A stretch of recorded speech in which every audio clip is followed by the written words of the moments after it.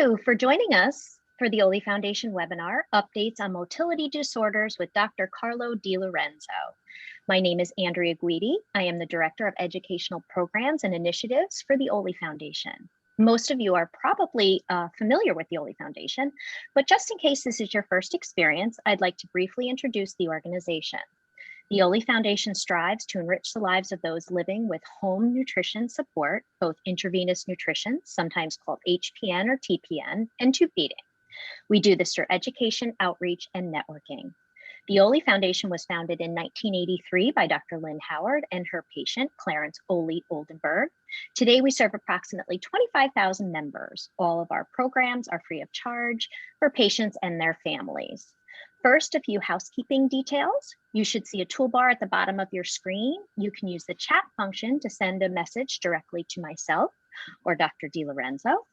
In the Q&A function, please type any questions you have for Dr. Di Lorenzo. Please note we will not be responding to the hand-raising function in the control panel. And putting your questions in the Q&A function helps us keep those separated from the chat function. We will answer as many questions as possible during the questions and answers period at the end of the presentation. We'll post a recording of the presentation after the webinar on the Oley website. Please note that we have muted all of the participants, so you don't need to worry if there's background noise where you're taking this webinar. If you are having technical issues, please go to the Zoom website at the address on your screen. And now it gives me great pleasure to introduce everyone to Dr. Carlo Di Lorenzo. Dr. Di Lorenzo is Chief of the Division of Pediatric Gastroenterology, Hepatology, and Nutrition at Nationwide Children's Hospital, where he holds the Robert F. and Edgar T. Wolfe Foundation Endowed Chair in Pediatric Gastroenterology and Professor of Clinical Pediatrics at The Ohio State University College of Medicine. Dr. Di Lorenzo has been among the first clinical investigators to assess the diagnostic value of intraduodenal and colonic manometry and to use the electronic barostat to assess visceral sensitivity in children. He co-authored the only 3 books on pediatric gastrointestinal motility and has published more than 300 peer-reviewed original articles, chapters, invited reviews, and editorials. He has been awarded the Master Award in Gastroenterology for basic or clinical research in gastroenterology by the AGAI, the Golden Stethoscope Award by Nationwide Children's Hospital, and the Award for Senior Investigator in Pediatrics by the IFFGD. He has been president of the North American Society for Pediatric Gastroenterology, Hepatology, and Nutrition. Named multiple times among the best doctors in America, Dr. Di Lorenzo has served on the editorial board of the Journal of Pediatric Gastroenterology, Hepatology, and Nutrition, and the Journal of Neurogastroenterology and Motility. He has functioned as a grant reviewer for the National Institutes of Health and abstract reviewer for the American Gastroenterological Association, AGA. Dr. Di Lorenzo has also held prominent roles in numerous national and international organizations and work groups. Thank you so much for joining us today, Dr. Di Lorenzo. It is such a great honor to have you, and I will now hand the screen off to you. Thank you so much, Andrea. I hope people are still awake after this very lengthy introduction about myself. Can you see me well and see my slides? We can. You are all set. All right. Give me a sign and give me some feedback if I speak too loud or you guys cannot hear me. But let's assume everything goes well. So I've been asked to give an update on motility disorders. And I have to be completely honest, you guys are my favorite audience. I love people who pay attention, who are interested in what I'm talking about. And chances are, because of your personal history or your children's history, you are actually a lot more of a captive audience than my usual colleagues are. But you're also the most intimidating audience because the questions you ask are sometimes very tough. You know, resonate with many other people in the audience, and it's not unusual that I'm not able to give a satisfying answer, but I'll do my best. I'll do my best both in sharing with you some information that hopefully apply to or of interest to many of you, and also I'll do my best to answer your question. So, what are motility disorders, right? Motility disorders are a spectrum. There are mild motility disorders and there are very severe motility disorders. A mild motility disorder could be gastroesophageal reflux, right? The reflux is a disorder of the lower esophageal sphincter. The valve between the esophagus and the stomach doesn't work well, and people experience regurgitation, heartburn, vomiting, and so on. And that's very common.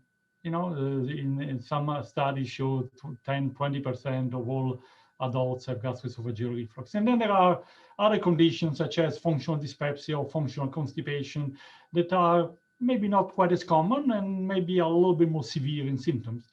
And then there is the very end of the spectrum of motility disorders, the so-called, used to be called chronic intestinal pseudo-obstruction. And now, as you will hear about, it's changed the name to pediatric intestinal pseudo-obstruction, at least for the type of patients that I see. And those are not very common conditions, although probably they are fairly common among the people in this audience, but they are very severe. And I'll focus my presentation on chronic intestinal pseudo-obstruction. But to be honest, many of the treatment options, diagnostic tests, and so on, would apply even to milder form. It's just that I had to pick one, and I picked, because of the interest in the Oley Foundation in intestinal failure, I picked the most severe one, but the lessons are applicable to all sorts of motility disorders. So who are the patients with PIPO or SIPO? These are the patients, right? Patients like Brandy that when she has her clothes on, looks like a completely normal, healthy young girl. She goes to school and naturally she plays softball as well, but she does not have lunch with her friends when it's time to have a meal in school, because when she takes her clothes off, she looks like the typical patient with pseudo-obstruction. Basically, is a patient that cannot tolerate any oral feeding. So she has a G tube, which she uses for venting. She has a J tube, which she uses to administer enteral feeding. She has a central line because she needs extra caloric intake.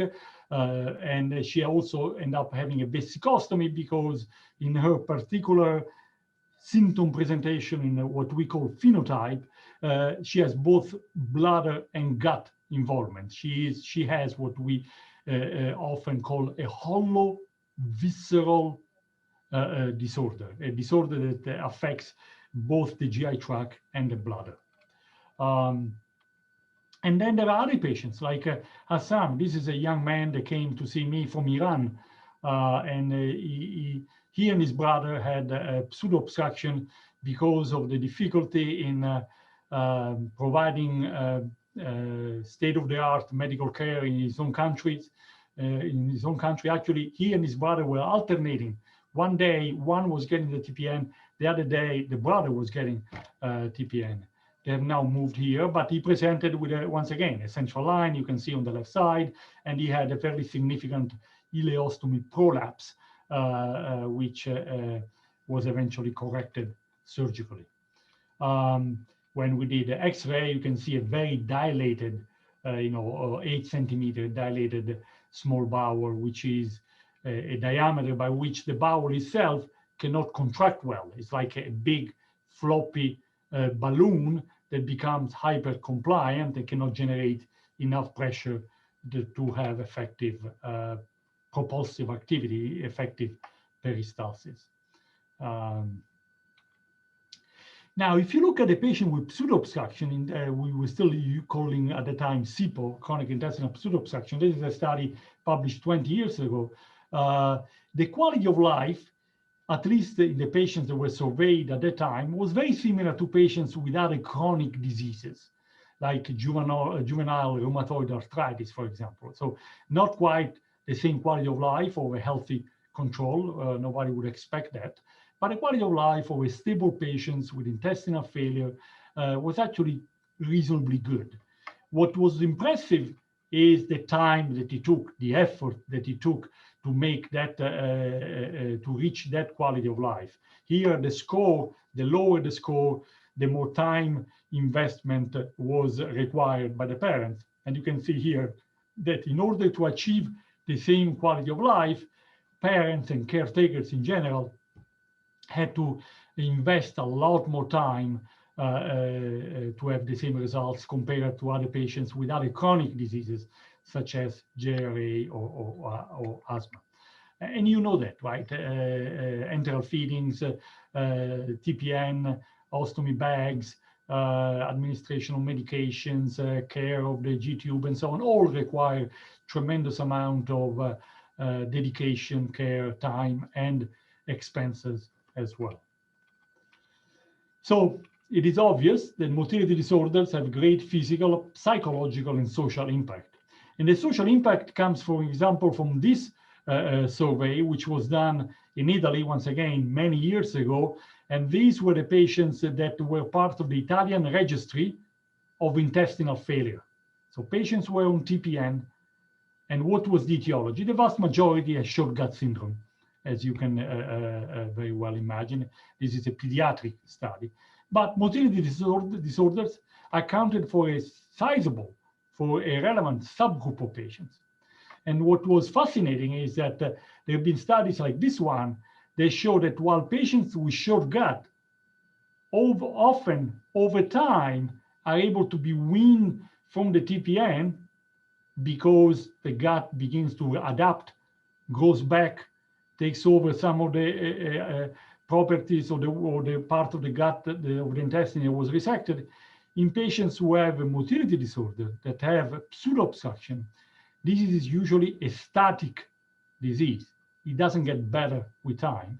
Yes, sometimes it does, and sometimes it gets worse, but in general, as you can see here, this motility patient, this is a survival curve. So when it goes down, the curve shows that the patients are able to get off TPN, while when the line is more horizontal, like in the patient with this motility, this was after 60 months, after 5 years, most of the patients with this motility continued to require parenteral nutrition.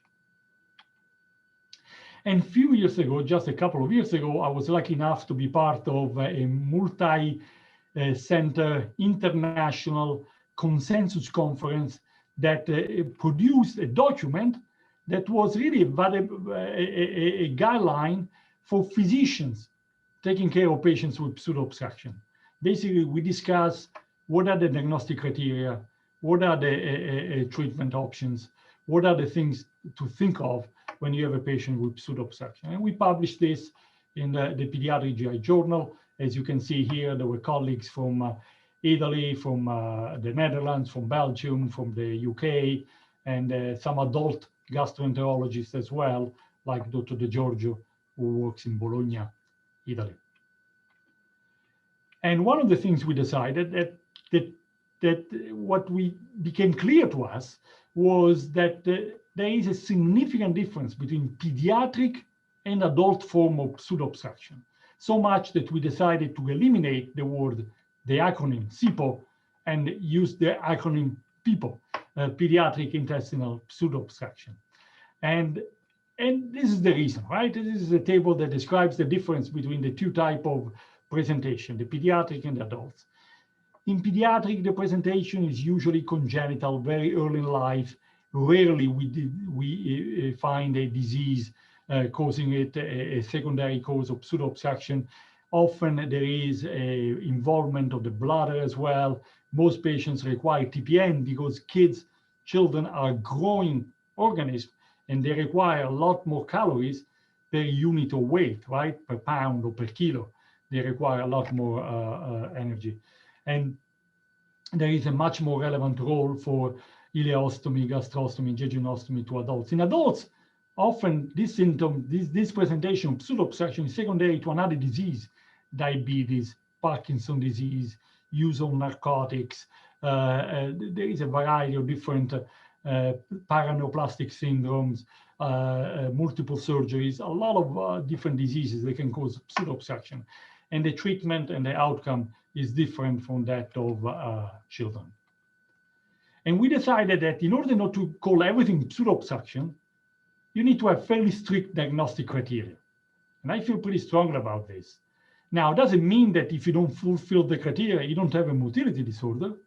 But if you talk to me or to one of my colleagues and you say, my child has pseudo-obstruction, or you say, I have pseudo-obstruction, I think of somebody with a fairly severe form of motility disorder, not just a little bit of nausea or pain or constipation.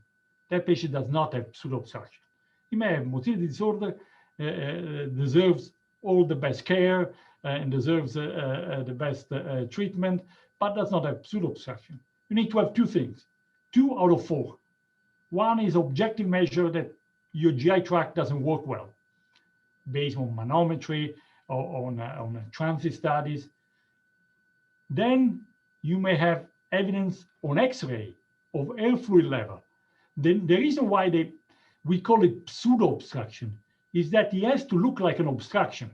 If it doesn't look like an obstruction without being an obstruction, then it's not pseudo-obstruction. So it's a little bit of semantic, but it needs to be of a severe form.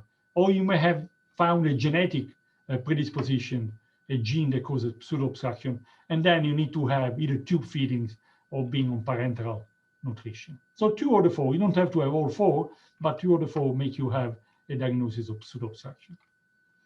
And then you need to confirm the diagnosis, right? If you come in with symptoms, you come to my clinic and I say, you may have pseudo-obstruction. I need to do X-ray, I need to make sure you don't have an obstruction. Sometimes we have to do motility testing. This is an old study publication from one of my friends, Salvatore Cucchiara, who is now in Rome, and Vito Annese, who is now actually in Dubai. And they publish a paper saying if you have normal manometry, if you have normal motility, you cannot have pseudo-obstruction. You can test the motility of the small intestine, you can test the motility of the colon. Colonic manometry is very important to determine whether or not you need to have, for example, a diverting ileostomy. And you need to confirm the diagnosis because we've been burned. When I was in Pittsburgh and we used to do a lot of small bowel transplant, we ended up doing a transplant on a patient that was supposed to have pseudo-obstruction, and we only found out after the transplant that she did not. She had a factitious disorder. So you don't want to do that. So you need to make sure that you know what you're dealing with.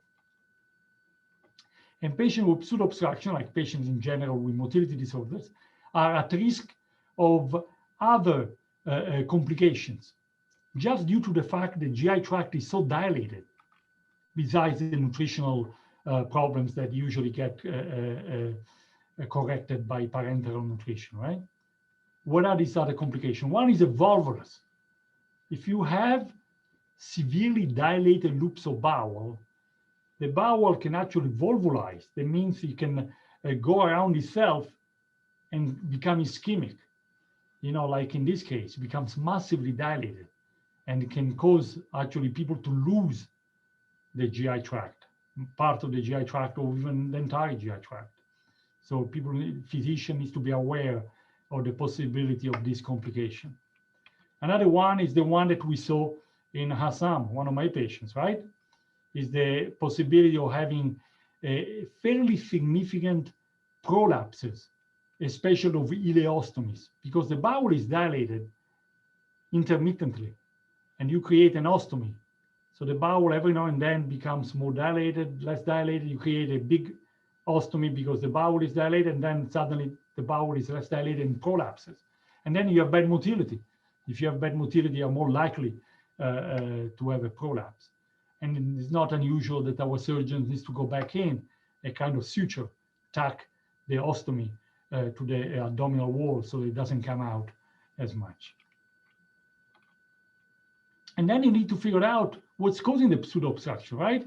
I told you that in pediatrics, 80% of the cases are congenital. You're born with it.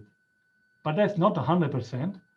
There's another 20% of cases that are acquired, actually. And when they're acquired, let's say you're not born with it, and after 6, 12 years of age, 18 years of age, you suddenly develop pseudo-obstruction, it behooves you to try to find out why, what's causing this. So there is a differential diagnosis. We have eliminated the word idiopathic from pseudo-obstruction. It's not chronic idiopathic intestinal pseudo-obstruction like it used to be 30 years ago.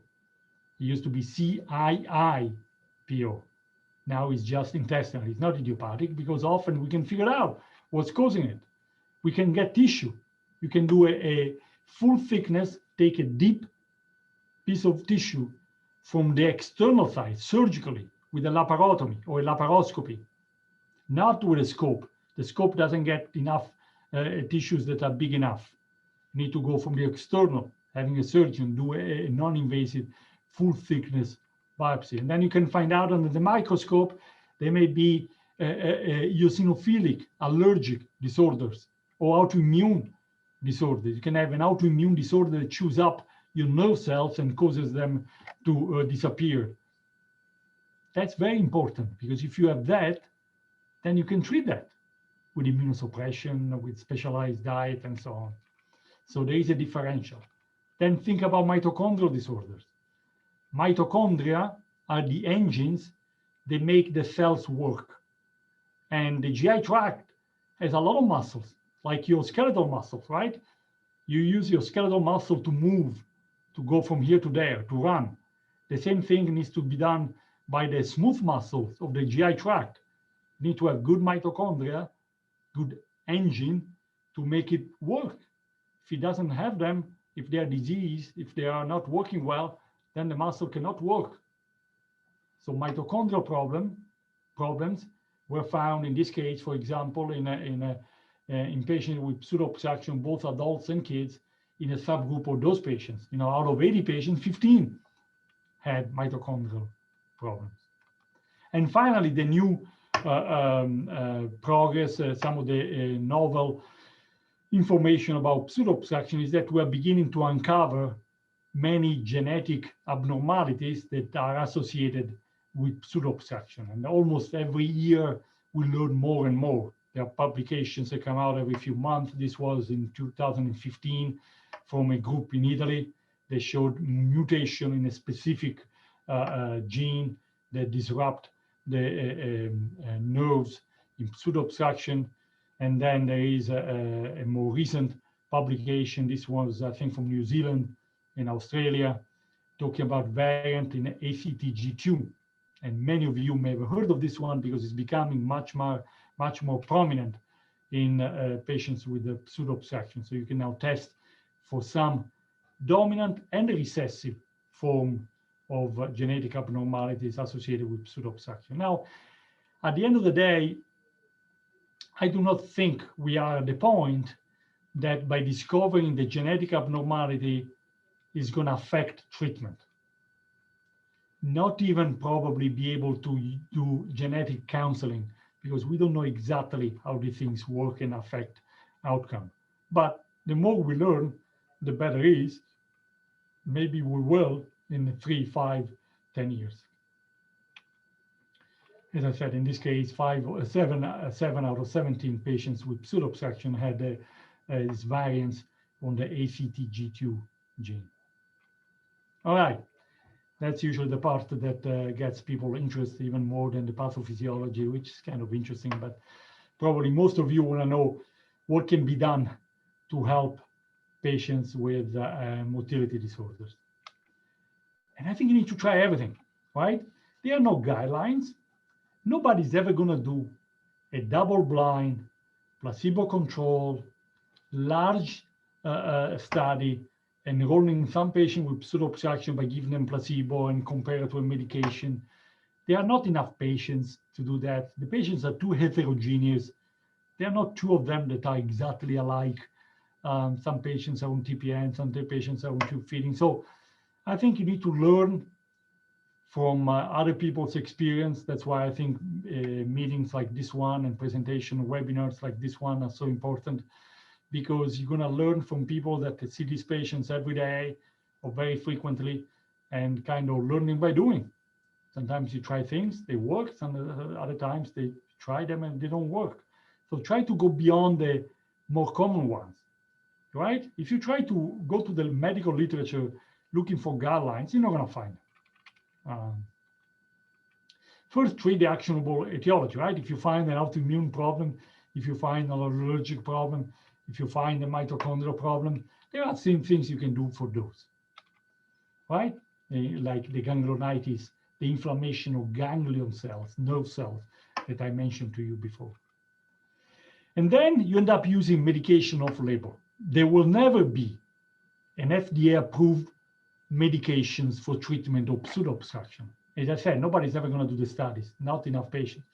You know, in order to get a medication approved, sometimes you have to have like 6,000 patients, like for irritable bowel, or, you know, several hundred. You don't want to do that. So you use medications that often have been developed for something else, like for antibiotic use, for treatment of infections, for myasthenia gravis, for spasticity, for adrenal insufficiency, and so on. And you learn sometimes that as a side effect, as an extra effect, they affect GI motility. And you try to see if they help your patients with the motility disorder. Being aware that you use them off-label, and being aware that sometimes there are other consequences by a chronic use of these medications in your patients. For example, for the stomach, I hear that there was recently a presentation on gastroparesis that maybe many of you have attended. I'm sure you heard from Dr. Flores and Dr. McCallum that the most effective medications for the treatment of gastroparesis is erythromycin, which is an antibiotic. It's an antibiotic, but in patients with gastroparesis helps improving gastric emptying. And my own bias, and not everybody agrees with me, is that in patients with poor motility, you don't use low dose. You use dose high enough until you get some side effects before you give up on the medication. And if you don't have erythromycin, because for a while there was a shortage of erythromycin, you can use another medication that is part of the same family, has very similar mechanism of action, called azithromycin. Azithromycin. And this is a study that showed that if you give the same doses, 250 milligrams of azithromycin and erythromycin have very similar effect on the motility of the stomach. And this graph shows that they had very similar effect on the gastric emptying of the stomach as well. Now, for the small bowel, another antibiotic, Augmentin, you probably all of you have heard about it, is very often used to treat the ear infection or urinary tract infections and skin infections. Augmentin helps small bowel motility, probably, because there's not a lot of literature, but some of that comes from my group, so I believe in it. It does cause propagated contractions in the small bowel. It's fairly common knowledge that patients who take Augmentin as an antibiotic often end up getting diarrhea as a side effect. Why do they get diarrhea? They don't get an infection. This is an antibiotic. They get diarrhea because the medication speeds up the motility of the small bowel. And since Augmentin is a combination of two molecules, we did study to try to find out if it was the amoxicillin or the clavulanic acid that are two different agents in the medication. And we learned that at least in the animal model, in the I think this was a smooth muscle from the duodenum of a animal model, it was the amoxicillin. So probably amoxicillin, although I never use it as a prokinetic, as a motility agent, may be just as good as Augmentin. So I use Augmentin. Of course, there is a risk of antibiotic resistance. Of course, there is a risk of Clostridium difficile superinfection. I'm aware of those, but if it helps my patients, I'll use it. Octreotide is another medication that has been developed for something completely different, acromegaly, an endocrine problem. What it does, helps motility of the small bowel, and actually reduces pain as well. The main problem with octreotide is that it needs to be given as a shot, as either subcutaneously or intravenously. So it's not very user-friendly. but helps with secretion as well. If you have a large ostomy output, octreotide decreases secretions as well. So helps motility, decreases pain, decreases secretion. Unfortunately, makes the stomach slow down more. So if you have jejunal feedings, it's helpful. If you have gastric feeding, probably not as much.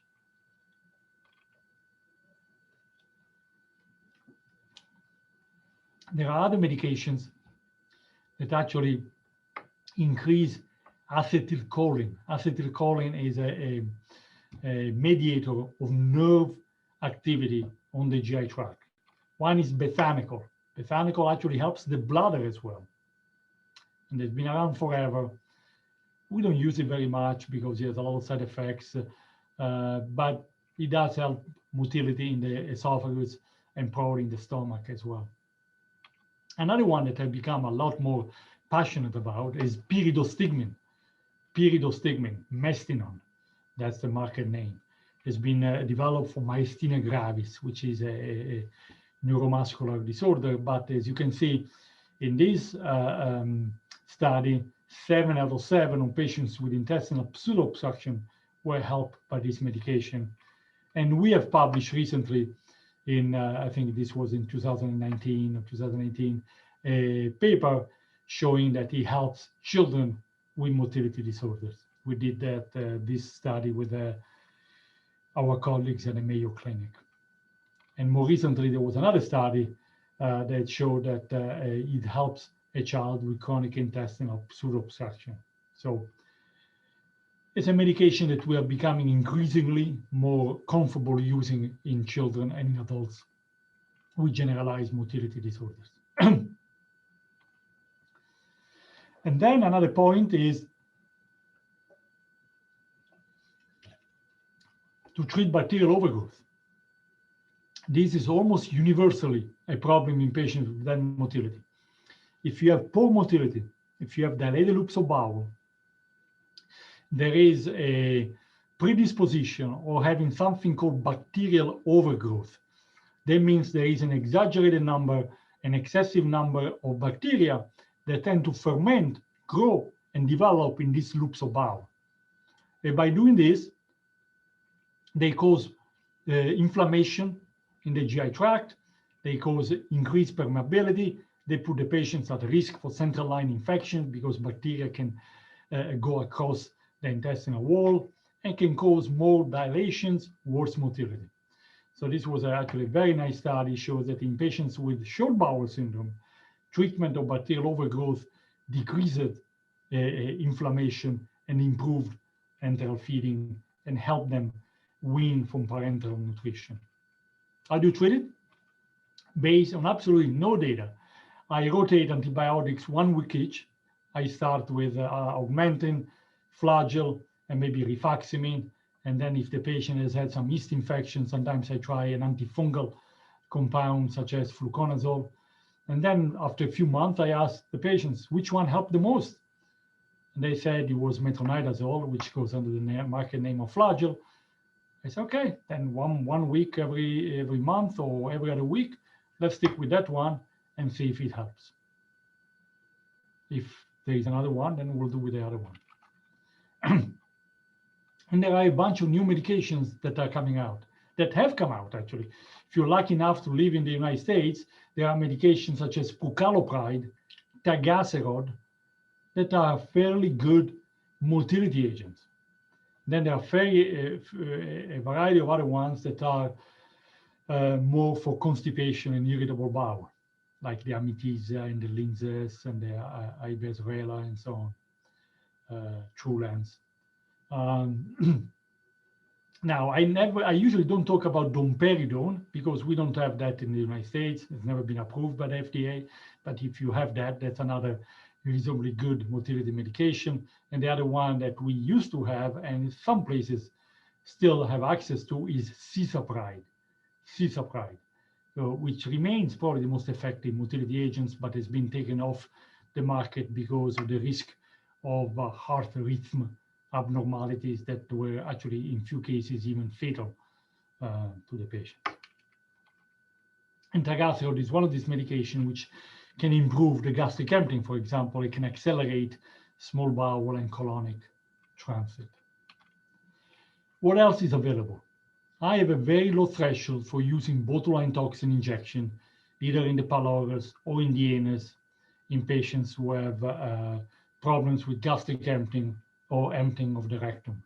You may have heard that from, once again, the webinar on gastroparesis from a few weeks ago from Dr. McCallum, but there is almost nothing to lose.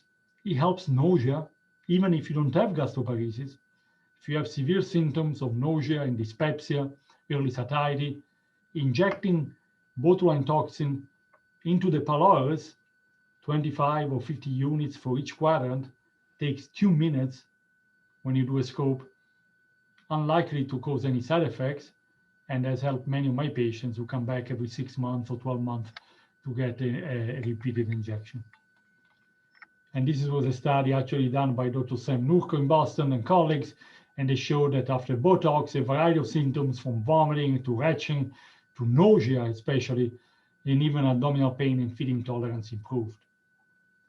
I actually use often botulinum toxin injection in the anus as well, especially in patients who had a diagnosis of Hirschsprung disease. In Hirschsprung disease, the anus remains abnormal forever. You don't fix the anus. The anus remains non-relaxing. Sometimes patients with Hirschsprung disease may benefit from a botulinum toxin that can weaken the anus and makes it easier for stools to come out. What else is available? Surgery, right? I feel pretty strongly that in patients in whom the GI tract doesn't work, you need to shorten it. I think putting a G tube and a J tube and an ileostomy, a diverting ileostomy, sometimes makes the difference between being on TPN and be able to tolerate enteral feedings. It's a big step. Nobody wants to do an ileostomy unless you're convinced it's going to help. But I've seen enough patients benefit from it that I recommend it. If it doesn't work, you can always close it and go back to the way you were before. But if motility medications have not helped, you're still on TPN, you probably need to have a G tube for venting, a J tube for feedings, and a ileostomy for decompressing the small bowel.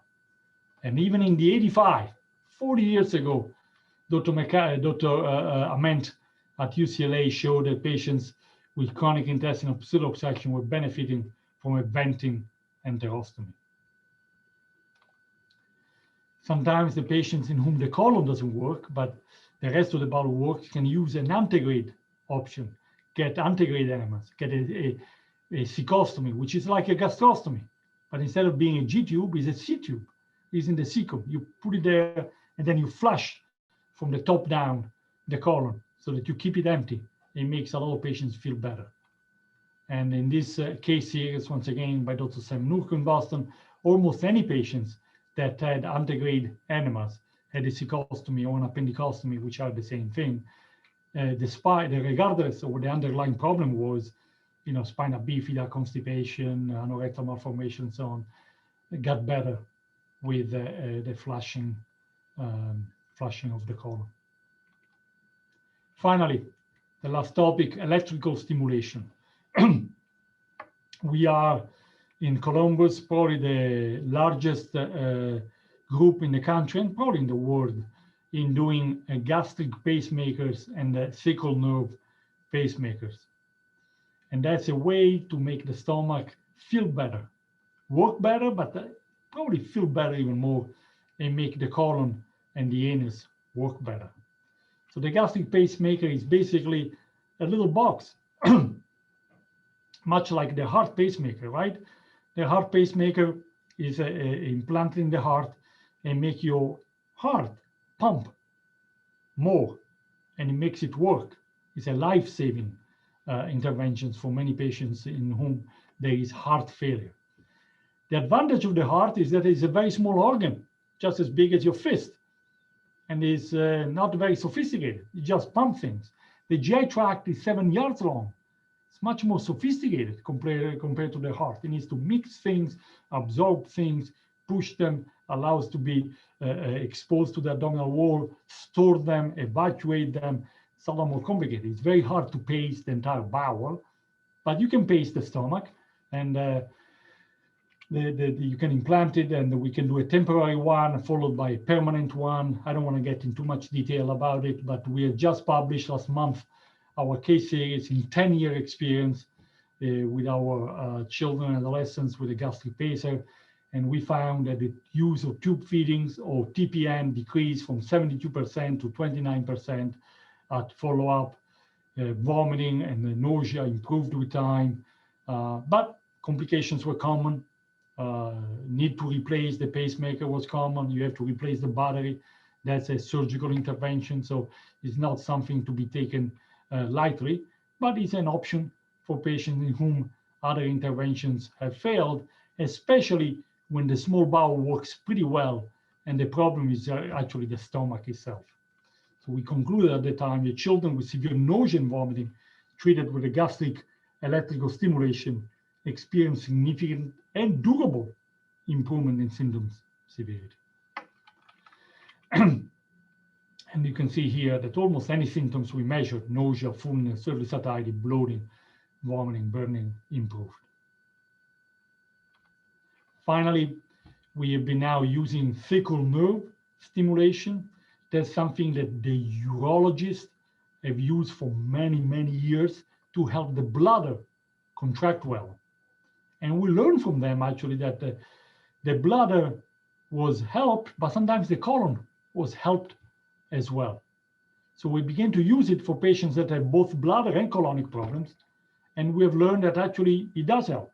We've learned that actually patients, especially with fecal incontinence, this is our experience at Nationwide Children's Hospital with a 5 years outcome. And you can see here percentage of children with fewer than one episode of fecal incontinence per week. And you can see how that increases with time. It's not an immediate improvement, sometimes it takes months of that device being implanted to help, but we have learned that it does actually have a benefit in patients who have bladder, because the bladder is almost universally helped by this device, and colonic problem. So medications, surgery, botulinum toxin, electrical stimulation, those are all things that you need to have available in your menu of interventions. Not every patient is a candidate for each one. You cannot make any difference in a patient with diffuse pseudo-obstruction who is not able to tolerate 2 ml of jejunal feedings by putting a sacral nerve stimulator or a gastric pacer. But you can maybe help the nausea by giving Botox. You can help some of the other symptoms by using those motility medications. And finally, I don't want to neglect and forget the essential role of organization like the Oley Foundation in helping educate physicians, colleagues, primary care providers, and families about what's novel and what needs to be done, and supporting research often in patients with motility disorders. The Oley Foundation has actually been incredibly active, has organized terrific state-of-the-art in-person meeting and now a variety of virtual meetings as well that have provided a great deal of educational material to patients and families. And I've recently become familiar actually of a society that actually in Italy deals with pseudo-obstruction, children with pseudo-obstruction, the POIC and Intorni Foundation, that also helps coordinate the care of patients, children with chronic intestinal pseudo-obstruction and motility disorders. So these are conditions that are very somewhat rare. They often don't even make the program in our national meetings, in GI meetings. We don't hear about that very much. Our colleagues don't learn about it very much because they're going to learn about more common conditions. So it's really critical that you guys advocate for the visibility of these more rare but so invalidating and time-consuming and expenses requiring conditions. So I'm thrilled that you asked me to speak. I hope you guys got something out of it.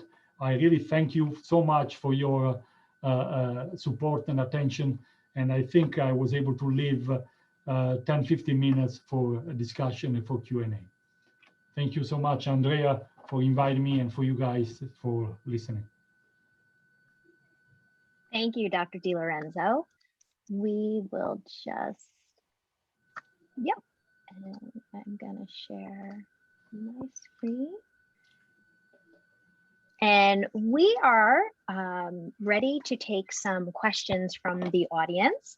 So if you haven't already done so, feel free to submit your questions at the Q&A section of the toolbar at the bottom of your screen. Right now, we did have a few questions that were submitted prior to the webinar, so we'll try and get to those, and then I see questions coming in. So we will try and answer as many questions as possible before our 2 o'clock hour. Let's see, our first question. We can stop sharing. And we'll I can actually read. There we I don't go. know. There you go. If you want me, go ahead. You did answer some of our questions we had submitted prior to. We had a few that came in. We have heard that patients with neuropathic SIBO do not do well with intestinal transplant, that the transplanted organs often end up with decreased motility as well. Have you found this to be the case? No, I don't. The transplanted bowel is denervated. It's not connected from to the recipient nervous system. So as long as the patients donating the bowel had a functioning bowel, I do not see why that should be the case. Now, you're still left often with a bladder that doesn't work. You're still left with a variety of different medications that sometimes I use for pain. They can affect the GI tract. But I had, when I was in Pittsburgh, I had no evidence that a neuropathic pseudo-obstruction does any worse than a myopathic or a different type of pseudo-obstruction. Great, great. The attendee also asked, is it common for children with neuropathic SIBO to have small recurrent GI bleeds where the source is not able to be found? And what would you recommend in that case? No, it's not common at all. I never seen it. I don't see why that should probably be like any other patients with a GI bleed. Do scopes. We can scope an entire small bowel nowadays with double balloon and a single balloon enteroscopy. So it should be pretty easy. You can swallow a capsule endoscopy to see if you can see where the bleeding is coming from. I would not be concerned about that.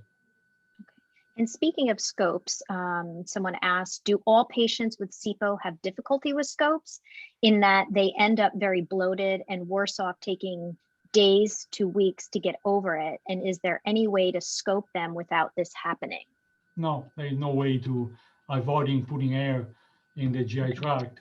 If you already have SIBO, every time we do a scope, we inflate because the bowel is collapsed. In order to see something, you need to put air. Now, if you mention it to the endoscopists, they probably can try even harder. We always try to get all the air out on the way out, but you can try even harder to make sure you don't put too much air, or you don't put, and that you spend maybe a little extra time to try to suction out the air. But as many of you have had an endoscopy, whether or not you have SIBO, a little bit of bloating and a little extra air is almost unavoidable after a scope.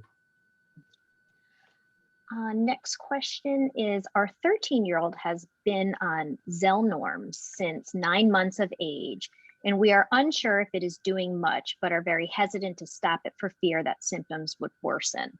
I think they're asking for your advice on what to do next. Yeah, Zelnorm, Tagatha is one of the medications that I mentioned. This is a very common situation. I just saw a patient in clinic, a girl from San Francisco who came to see me, and she was on many medications, and I kept asking, do you think this one helps? And she said, I don't know. What about this one? Maybe a little bit. What about this one? I really don't know. People tend to add medications, and they are always afraid of taking them off. But every medication has the potential to cause side effect. This girl was on Periactin, cyproheptadine, and was very tired. Maybe the medication is causing the fatigue and the drowsiness. Every medication has possible side effects. So I always tell them, The only way to find out is to stop it. In many cases, you're going to find out pretty quickly if the medication helps or not. And if it does help, then you put them back. I mean, if your symptoms get worse. So try not to keep adding medications without taking something off. It's so complicated. When a patient comes in on 9, 12, 15 medications, what is causing what side effect is causing. And in general, if you are on so many medications, either you're perfect or the medications are not helping very much. So feel free to take them off. So yes, no, Tagatha really seems to be a safe medication. I wouldn't be in a rush in stopping it if you think it's helping, but if you're not sure, stop it. Great advice. Okay, we have lots of questions coming in. What about the patient who has aged out of pediatrics? Are these medications also as effective for motility disorders? Yeah, no. If anything, we learn from the adults. Many of these medications are used in adults first, and we use them in children afterwards. So yes, they're all effective in adults. I would have no hesitation in trying in adults.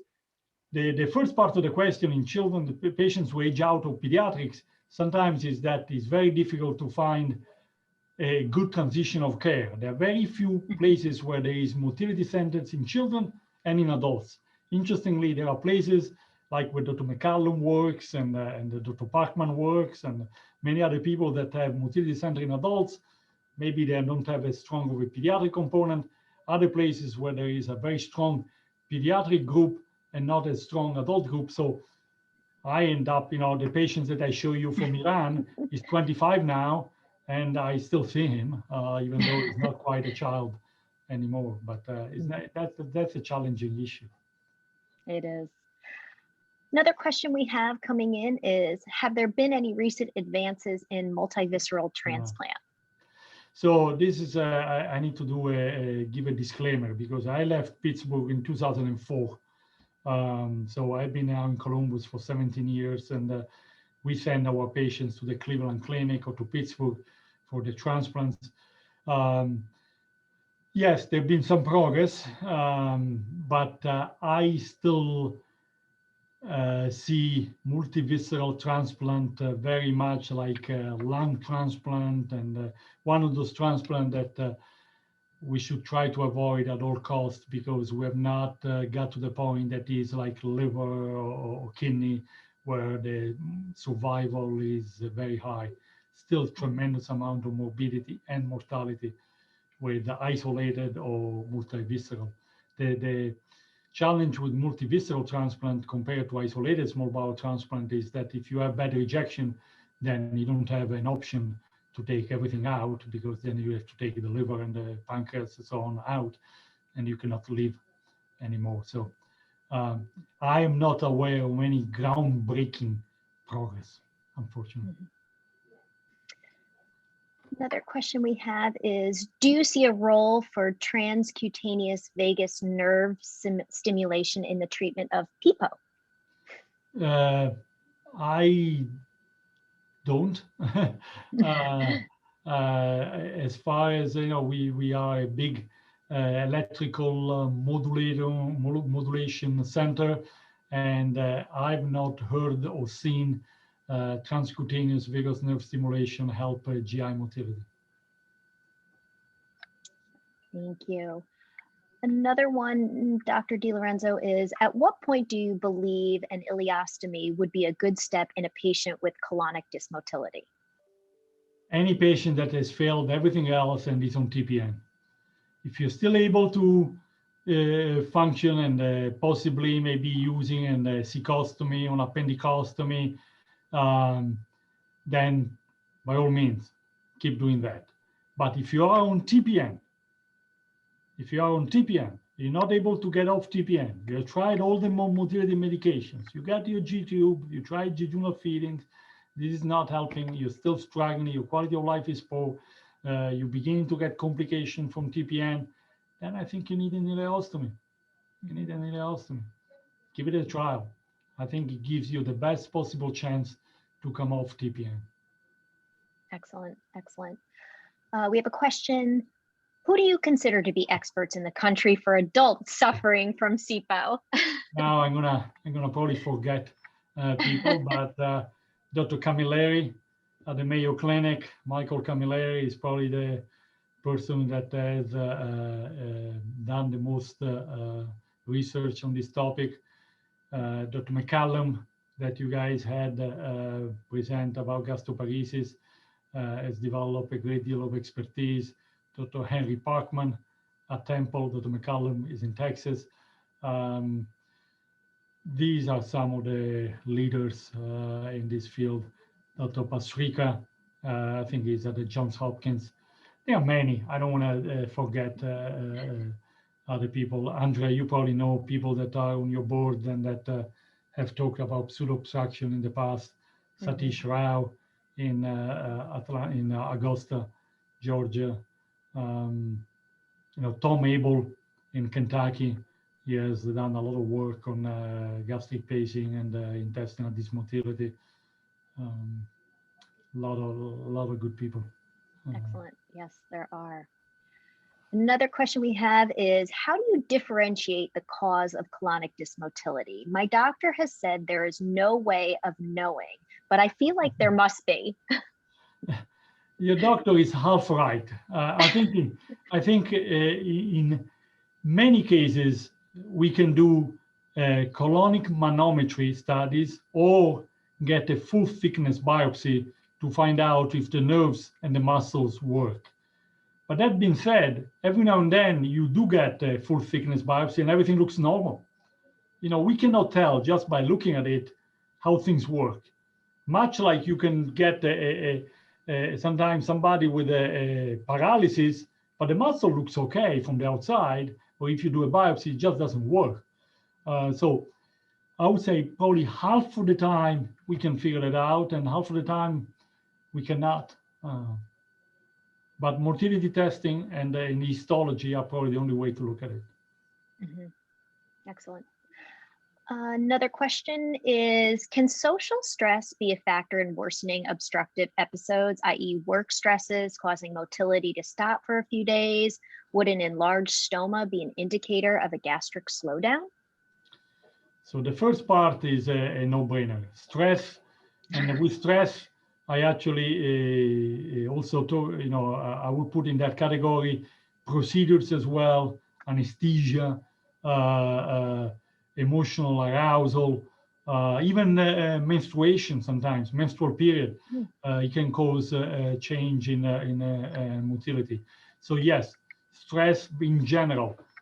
People cannot eat before finals or before a big event, not because they've developed a motility disorder, is because the stress is making the stomach not progressing anymore.